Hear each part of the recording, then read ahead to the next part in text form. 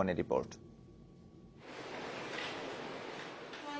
ঢাকার মগবাজারের নয়াটোলা এলাকার আবুল হাশেম মিয়ার ছেলে সাইদ হোসেন ১৯৯৬ সালের ২২ জুলাই মানসিক রোগী হিসেবে তাকে পাবনা মানসিক হাসপাতালে ভর্তি করেন স্বজনরা।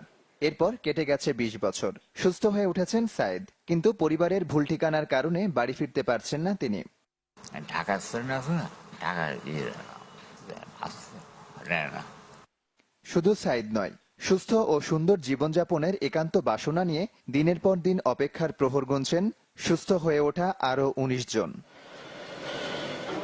স্বজনদের উদাসীনতা আর অবহেলায় তাদের দিন কাটছে হাসপাতালের চার দেয়ালের ভেতর।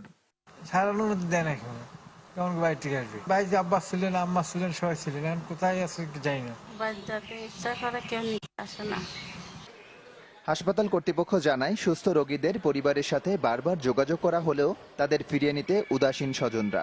এমনকি কোনো রোগী মারা গেলে তার মরদেহ নিতে চান না অনেকে। রোগী ভর্তির সময় যে তথ্যগুলো নেওয়া হয় তাৎক্ষণিকভাবে ঠিক থাকে, অনেক সময় দেখা যায় কি পরবর্তীতে যখন আমরা রোগীর সুস্থ হওয়ার পরে গার্জিয়ানের সঙ্গে যোগাযোগ করি, অনেক সময় দেখা যায় যে ওই মোবাইল নাম্বারগুলো বন্ধ থাকে। এদিকে বিশেষায়িত ৫০০ শয্যার এই হাসপাতাল চলছে মাত্র ৫ জন চিকিৎসক দিয়ে।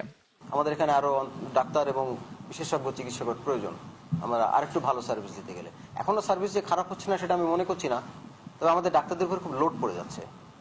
এই লোডটা একটু কমানো দরকার, কারণ ৫০০ বেডের হাসপাতালে মেডিকেল অফিসার আছে এখন মাত্র ৫ জন। দেশের মানসিক রোগীদের চিকিৎসা ও পুনর্বাসনে ১৯৫৭ সালে শহরের শীতলায় হাউজে অস্থায়ীভাবে স্থাপন করা হয় পাবনা মানসিক হাসপাতাল। এর ২ বছর পর